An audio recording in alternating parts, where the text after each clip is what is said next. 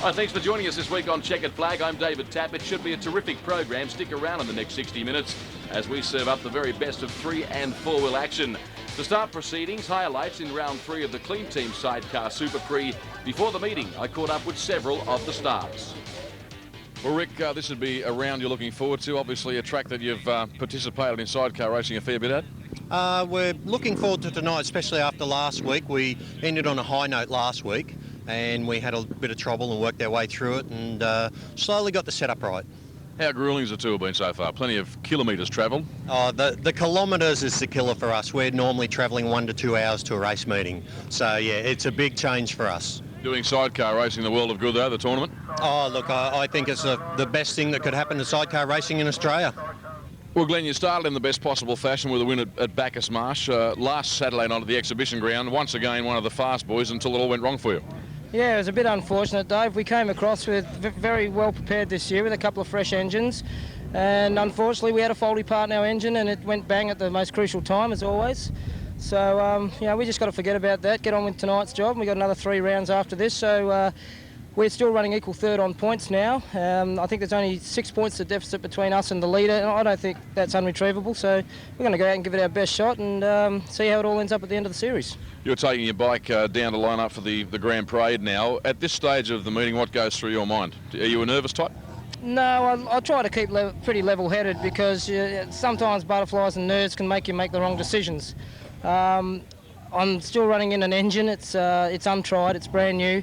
So I'm just thinking about where Jeff and I are going to be sitting on the bike and if our gearing's right and stuff like that, and hopefully get faster at the end of the night and take the final out. What sort of engine have you fitted into the machine for this event on the weekend, and why? Because obviously there are so many different manufacturers at your disposal. Yes, well, we run the Yamaha FZR 1000. It's a 5-valve per cylinder head. We've been running the Yamahas now for 6 years, and we've had a lot of success with them.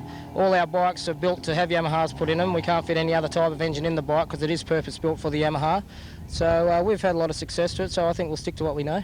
If it's purpose-built for the Yamaha, that's the best reason in the world to stay with it, isn't it? Yeah, it's pretty logical, isn't it? Well, Grant, it's been a bit of a struggle so far. After 2 rounds, it's probably fair to say you haven't met your own expectations. No, I've been disappointed so far, David. I've put a new engine in for this meeting, so I hope that's going to be the turning point.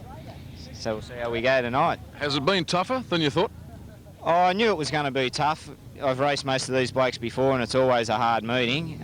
But yeah, I was expecting to be up the pointy end a bit more. Did you feel any pressure coming into the series? Because a lot of people in Speedway were touting you as one of the favourites. There's no doubt you've been one of the big improvers in the sport over the last few years with your passenger, Thomas Cruz. Yeah, I haven't felt too much pressure. I think some of the other fellas probably had more so, but as I say, I'm very disappointed so far. Well, Darren, the commencement of the 3rd round tonight, so far it's been fairly tough for your team. Yeah, we've been batting a little bit with a new bike and trying to sort it all out. Unfortunately, our chief mechanic's not here tonight, which makes it a little bit harder, but I think we've got a little bit more heart than some of these guys, so I certainly always try my hardest. But I've been here before, back in the 96 titles, which was only my debut year, so I don't mind the track. It's a pretty good track to ride on, so it's just a matter of getting my new Mitch working. My sponsors have helped me out heaps to get me here, so now I've got to perform for them. Yes, Darren Caife hasn't enjoyed the best of luck in this series so far. Only a small crowd in attendance at Riverview Speedway at Murray Bridge for this 3rd round of the Clean Team Sidecar Super Prix. Once again, very poor weather. There is light rain falling as I speak, and that has certainly kept a few people away. There is Chris Pym and Dean Edwards as these riders and their passengers prepare to do battle in this all-important 3rd round. And I'm joined in commentary once again by sidecar legend Gary Treloar. And Gary, $1 million recently spent on this venue, making the racetrack bigger and wider, and a number of other important changes, and it augurs well for a good future here. Yes, and it looks terrific too. Money very well spent here. It's always been a good place, and it looks even better with the improvements. Good field in heat number 1. Caife and Edwards over on the inside in the red helmet colour. Placed and Harrison in the blue out of gate 2. Ronnie Parker and Gavin Cunningham in white out of posse number 3. That's Vic Martin, the Queenslander, in the yellow-black helmet, skating around the outside. And Andrew Cleve and Dave Powell, the Victorians, riding in the green helmet colour. They settled down in 3rd early in this race. There's no doubting the ability of our man out in front. It's Justin Plaisted, the youngster from South Australia. He's had wretched luck in this tour so far. Constant mechanical problems. and he surrenders the race lead now to the former 2 times national champion Andrew Cleve. Dave Power on the side of the bike as they race out of turn number 4 for another occasion, the first of 12 qualifying heats in this format. 6 riders per heat he utilised, and as a result 12 qualifying heats with 3 finals, a CB and grand final. That format is different to what we showed you on last week's program at the Brisbane Exhibition Ground, where there were 20 qualifying heats. That's because it was a narrower track and only 4 riders per heat can be utilised. Well, Cleve absolutely blowing them away in this opening stanza. He heads down the back straight for the final time, and I'd suggest he's going to win this one by probably 30 metres as the checkered flag unfolds for him. Cleve and Power the victors, Martin and Thistleton home in second, and Kaif and Dean got the 3rd place money ahead of Parker and Cunningham, Playstead and Harrison, as we look at the replay with Cleve going up the inside to take the lead. That was a terrific ride by Andrew there, wasn't it, David? He had a high gate position there. I wasn't sure it was 4 or 5, but he played it cool and changed his line, came underneath them all up the straight there. Victor tried to go with him, but he understeered too much coming into the corner there and just lost it a bit. Enough for Andrew to get away from him. In heat number 2, the red helmet colour being worn by Rick Wason out of Victoria. Jaden Mays beside him, 19-year-old sensation. Rather, that is Jason Truan, I beg your pardon, the Victorian in the blue helmet colour. And oh, look at that!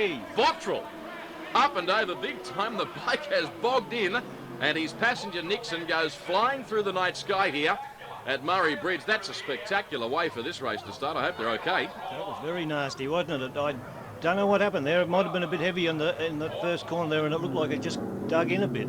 Let's take another look. You're the expert. You've been there and done that, although I hope you didn't do this. Yeah, we've all done this. It's easy to do. But there he is at the back of the field there. Oh, he's just hit the other rider. That's what's happened, yeah. Look at Nixon. He looked like Superman. He did, didn't he? Jeez, he's got some height there, didn't he? Flown through the air a good 4 or 5 metres. Now, the good news is that both Bottrell and Nixon have emerged relatively unscathed, so we now get set for a race restart in heat number 2. Wason on the inside, Truan in the blue helmet colour, Darren Treloar and Alan Griffith in the yellow helmet colour. They're very quickly into stride, aren't they? As they got down the back straight the first time round, Treloar has already opened up a sizable lead. Truan's in second on the circuit. Let's see how it pans out as they run up the main straight for the first racing lap, the first of 4. And you'll find that Wason is back running third. But here he is, Darren Treloar, who performed particularly well at the Brisbane Exhibition Ground in the second round of this championship, snaring a podium finish. Former 2 times national champion and the reigning and 6 times New South Wales title holder, and the son of the man sitting beside me. Yes, another good start from out wide there from position 4 again. Darren didn't want to muck around there in the first corner. He put all his eggs in one basket and just took a big run around the outside, and it's paid off. He's away and running now. I guess, Gary, one of the things that the riders need to contend with on this racetrack is that it is fairly steeply banked, certainly compared to the first 2 venues that were utilised for this series, and it would be a disadvantage starting up high on the circuit. As Darren gets across the line and takes the checkered flag, Griffith's on the side of the bike. O'Brien and Giddis were second, Truan and Beenham third.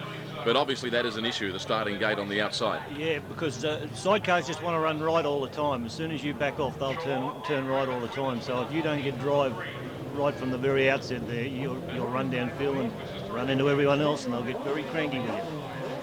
Well said. Heat number 3, Bond and Cruz, the combination to watch out for here in the blue helmet colour out of gate number 2. Chris Pym and his passenger Dean Edwards in the white helmet colour got away quickly there in second. We have something of a drag race down the back straight the first time, but the Novocastrian, a 2 times winner of the Australian Best Pairs Championship, Grant Bond, whom we spoke to at the top of the program, hasn't enjoyed the best of luck in the series so far.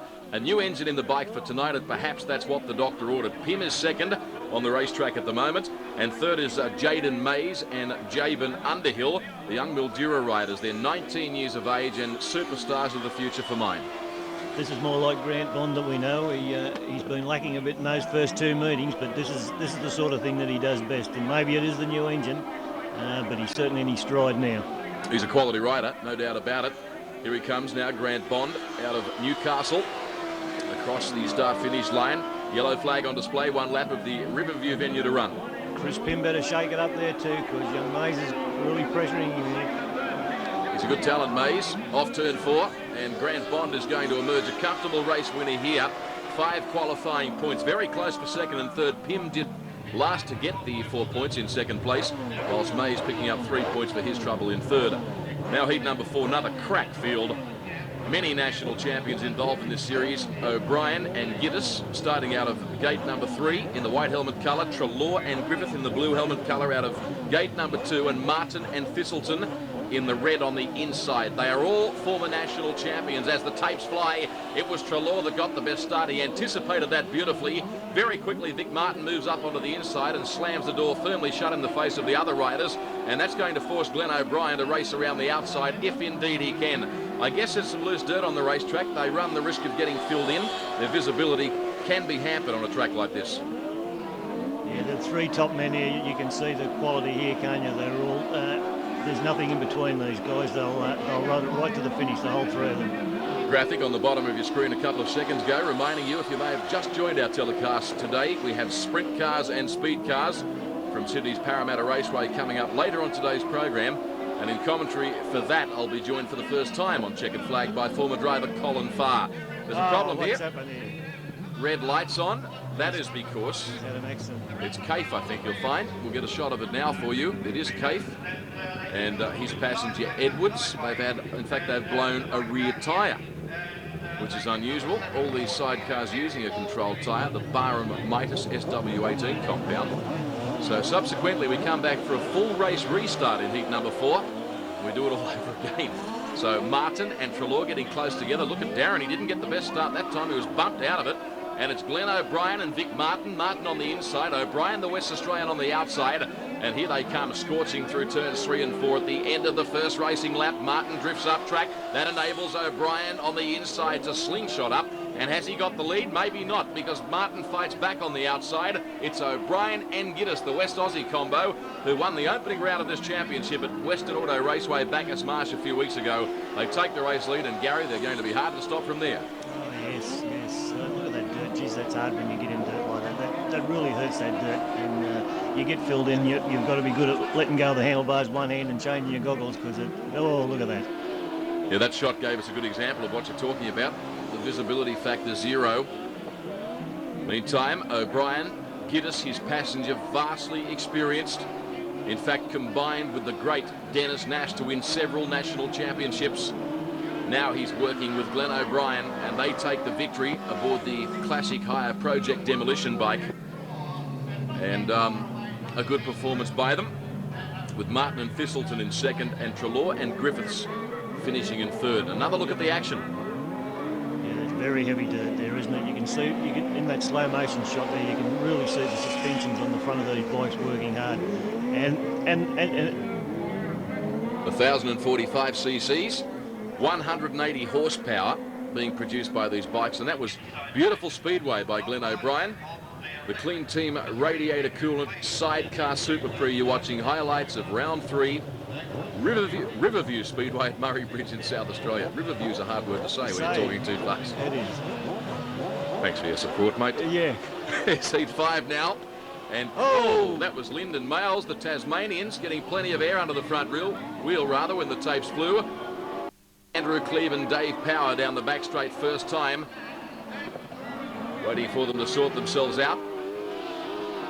Bottrell and Nixon run second on the circuit on the predominantly orange bike. That was the combination that had that massive crash in heat number 2. So it's good to see them back out there circulating again. I was surprised to see him back on the track, David. I thought he really hurt himself, the rider there. You'd be entitled to turn it up for the night and go and have an early shower, wouldn't you? I think so, yes, exactly. This is Andrews heading for his second win here. That's a good start for the night.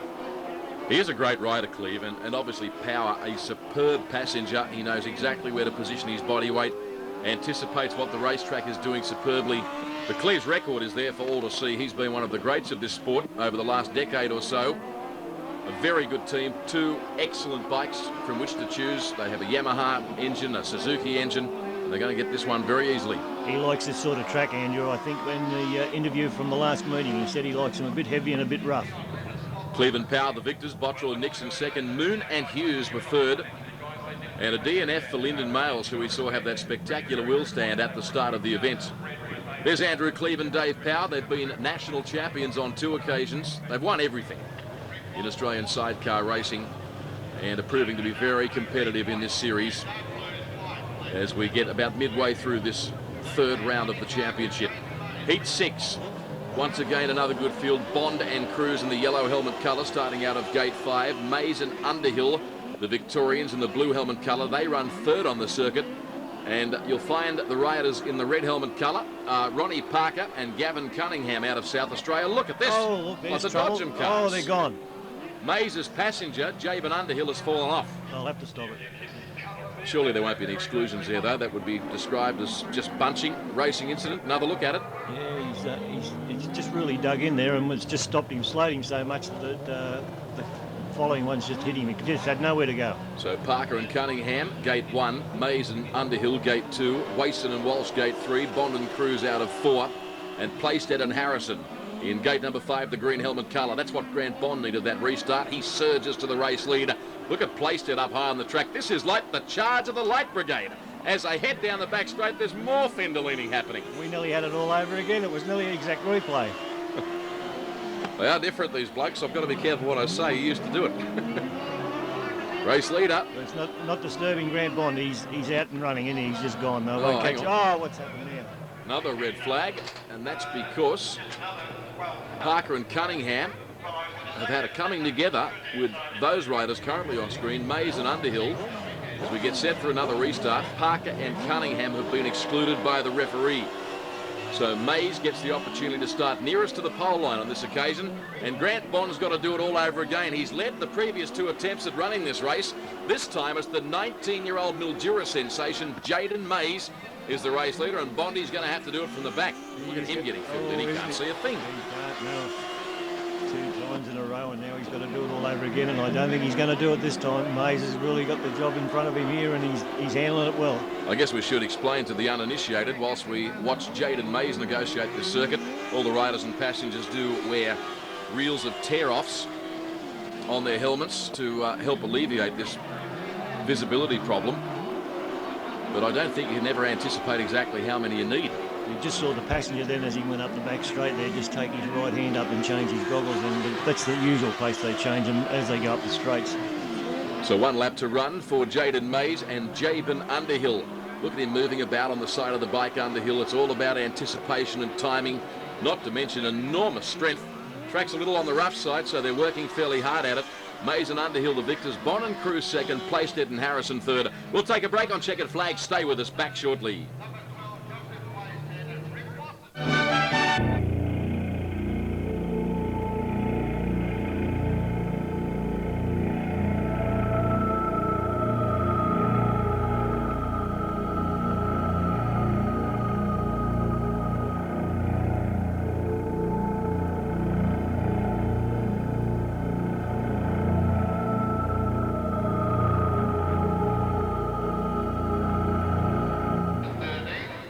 Thanks for joining us this week on Checkered Flag as we welcome you back to the Riverview Speedway at Murray Bridge in South Australia for highlights of the Clean Team Sidecar Super Prix. And this is round 3, heat number 7, about to get underway on this racetrack. Cleve and Power starting out of gate 4 in the yellow-black helmet colour, worth watching. They've been successful with 2 victories already tonight. Darren Treloar in the green helmet on the extreme outside, started out of gate 5. Best to begin though was Darren Caife wearing the blue helmet colour. He hails from Newcastle in New South Wales, and this is quite stylish and fairly impressive by the young man out in front, Darren Caife. Andrew Cleve moves up into second very quickly. Treloar is struggling just a touch in this race, which is quite strange by his high standards. And this is outstanding speedway riding by Darren Caife, holding off one of the best riders in the nation, Gary Treloar. Isn't he doing a good job there? He made a terrific start and he hasn't looked back. Andrew's hounding him, but he's not giving in one bit here. Goes to show how quick Caife can be when he's having a trouble-free run with the bike. Now Cleve can see a gap opening up on the inside, and here he comes. Races up beside Darren Caife, and he moved him up track somewhat as well. Caife had no alternative but to capitulate on that occasion. He was filled in, couldn't see a thing. Beautiful riding by Andrew Cleve. I think the impressive thing there, Gary, was his patience. He just waited till the right time. He stalked him, didn't he? He just kept at it and at it and at it. As soon as there was a slight hole there, he just said, thank you very much. Cleve, 5 points. His third win tonight from as many starts. Caife and Dean across the start-finish line in second place. Jaden Mays and Underhill were third ahead of Treloar and Griffith. That's a bad result for Darren Treloar as we look at the replay. I think when Darren tried to go around the outside there, or got on the outside there, I think he lost his goggles there. It doesn't come up in the replay, but that's what it looked like to me. Okay, now we advance to the next qualifying heat. Another good field. Pim on the inside in the red helmet. Wason in blue, gate 2. Playstead white, gate 3.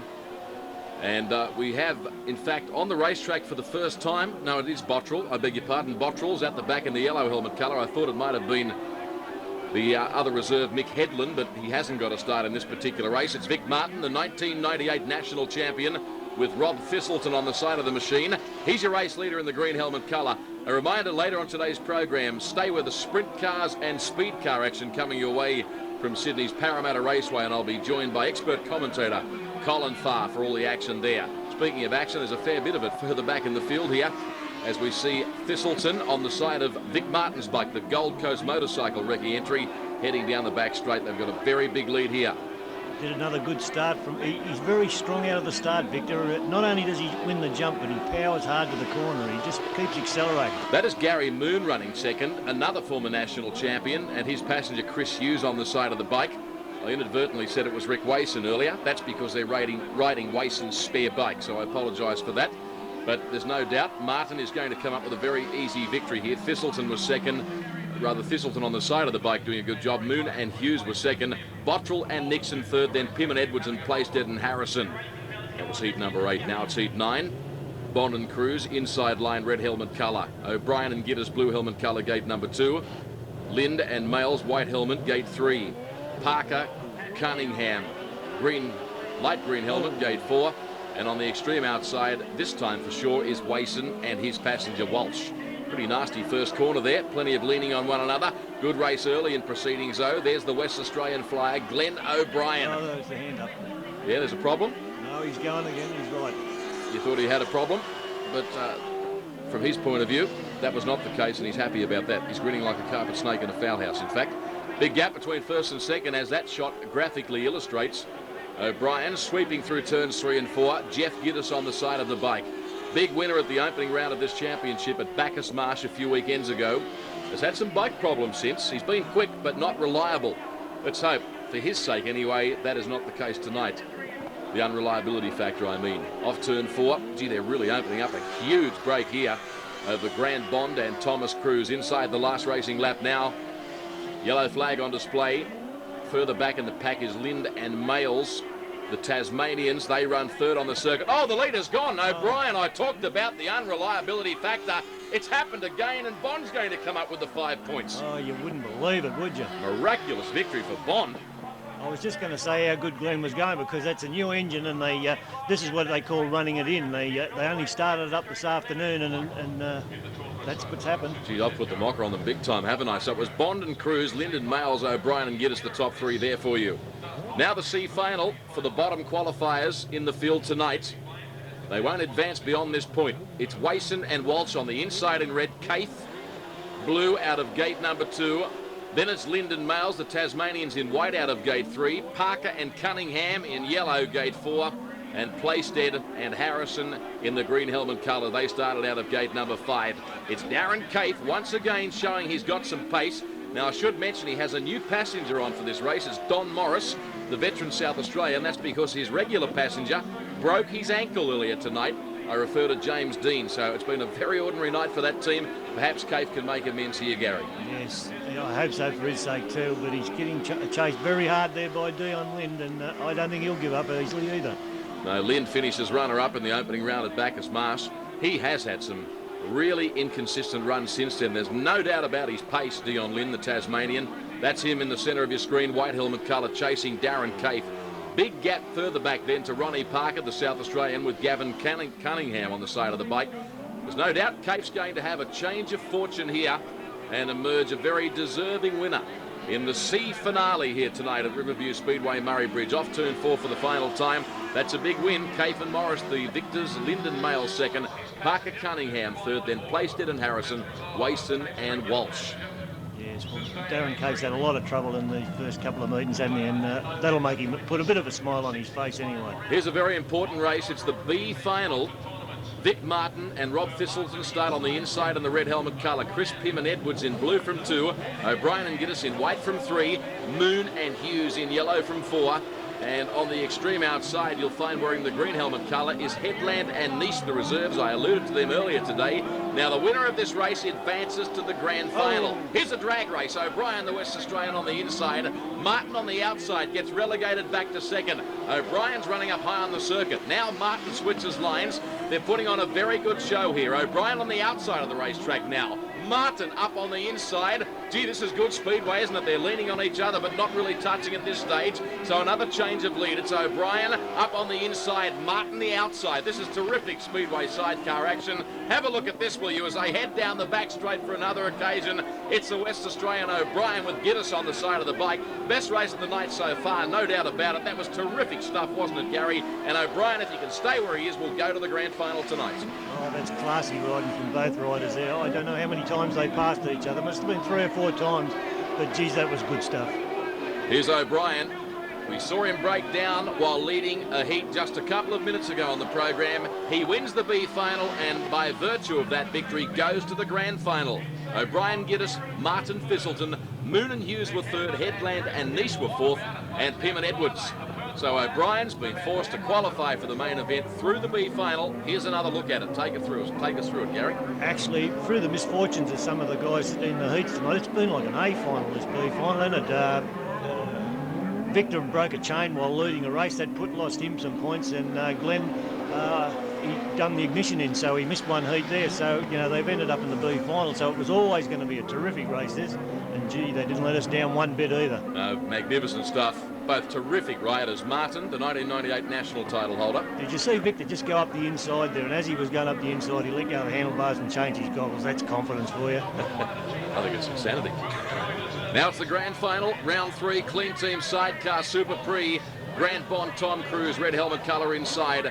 Cleve and Power, blue helmet colour gate 2. Mays and Underhill, the youngsters, great job. White gate 3. Trelaw and Griffith, yellow gate 4. O'Brien, Giddis outside, green helmet colour. What about the start by Darren Trelaw? We can see there at the bottom of the screen, Tom Cruise and Grant Bond were badly hampered for room. You're currently looking at the strap for 2nd and 3rd. O'Brien on the outside. Andrew Cleve, though, barges his way through. I don't think they're going to catch Darren Trelaw and Alan Griffith. They've got a big lead already. Made a terrific start there, didn't he?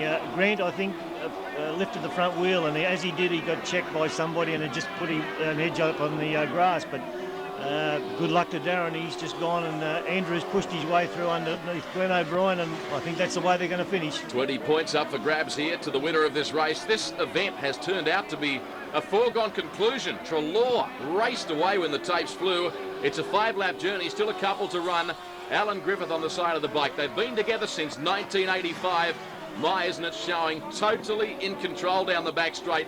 Now, if they finish on the racetrack the way they're running currently, you'll find that Trelaw and also Cleve will be joint series leaders on 50 points at the completion of this 3rd round. There's your race leader, Trelaw. Griffith on the side of the bike, doing a terrific job. A bike manufactured by himself, an engine prepared by himself. A very satisfying win. And Darren Trelaw emerges the victor in round 3 of the Sidecar Super Prix. Across the line clearly. Cleveland Power 2nd, O'Brien, Giddis 3rd, then Mays and Underhill, Bond and Cruz at the back of the pack. And that was a terrific ride by Trelaw. We'll have a look at the point score scenario for you shortly. Then we'll hear from the top 3 combinations before we take a break, and then come back with the sprint car and speed car action from Parramatta Raceway. There's Trelaw, and there's the points for you. Cleveland Power 50, as is Trelaw and Griffith. O'Brien and Giddis 46, as we now go down to the pits.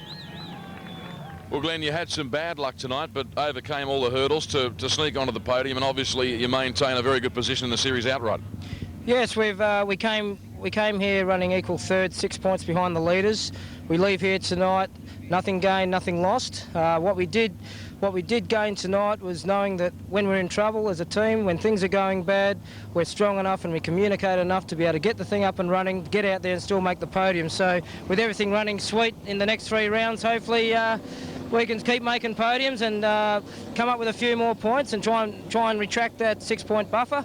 It's not out of the question, because as you saw tonight, there's a lot of good blokes who ended up in the B main and had a lot of problems also with their bikes, dropping heats and all sorts of things. So It is motor racing, anything can happen, so we're in there with a chance. Hopefully we've had all our bad luck, Tappy, you know. I mean, gee whiz, the last 2 weeks is just absolutely amazing, but you know we need to do a fair bit of work during the week. We got a little bit of dirt in the engine because we burnt a couple of air cleaners, and as you could see, the track was very, very heavy out there tonight, so the head's coming off during the week, and hopefully everything's good news. It was still running sweet at the end of the race. So, yeah, we'll put it all back together and get it up there next week for Mount Gambier and do it all again. Good on you, mate. We'll have a quick chat to Jeff Giddis, the veteran passenger. Glenn was just talking about the communication skills in the team. He doesn't mean swearing, does he, when things go bad? It's very important. We've all got to think about what's going on, tyre pressure and the track and where to sit on the start, especially here with a big bank. Very awkward to get out of those high gates. And I believe Mount Gambier's the same. There's 2 more rounds after then, which thankfully are both clay tracks, which we specialise in. So expect to see us up there. Well, Andrew Cleaver, we've had 3 rounds now, and you've not been out of a podium position yet. That's the way to do it. Yes, consistency is the name of the game, David, and yeah, we're going fairly well. We've got a little bit better tonight, coming second instead of the 2/3 we've had in previous weeks, but next week hopefully we can pick up a first. Is it getting frustrating? Oh, it is a little bit. Tonight we had a little bit of a problem there for gear change, but I've only got myself to blame for that, but yeah, it is. Yeah, we've had a couple of little problems, but mainly due to myself making a few mistakes. But yeah, we're getting it together, and hopefully next week we can do it. Well done. It won't be the last time we speak with you. And a quick word with your passenger, Dave Power. Fun out there tonight? Oh, look, I had a great time. Like, I love the track, and you know, it's great racing. Everyone's just the alterations they've done to the track has helped us a real lot. You know, we can come out of the corners now, and instead of worrying about how far off the fence you are, or not that we worry about that much, but if you make a little mistake, you're on the fence straight away. But now the changes they've done here is just incredible. You know, we can come out of the corner full noise, and you know, and move back a little bit, and we've got that, you know, extra couple of metres there where we can just go a lot quicker, and I think it's a lot safer, and it's better for everyone. Well, Alan, you and Darren have been together since about the mid-80s, and tonight it really looked like it. Very, very professional and very focused. Yeah, it was good finish, David. We had a few problems early in the night, but so did everyone. Everyone dropped a couple of points here, turned in our favour.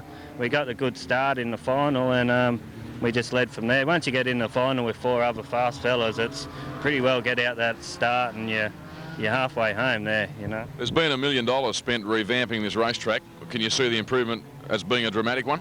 Yeah, it's quite good. It's big, fast, open, plenty of room out there, and there's plenty of dirt there for the horsepower of the engines to work on, you know, and it saves the tyres, which the slick tracks seem to rip up a little bit. But yeah, it's quite good. Well, Darren, I'd have to describe that tonight as a very professional performance.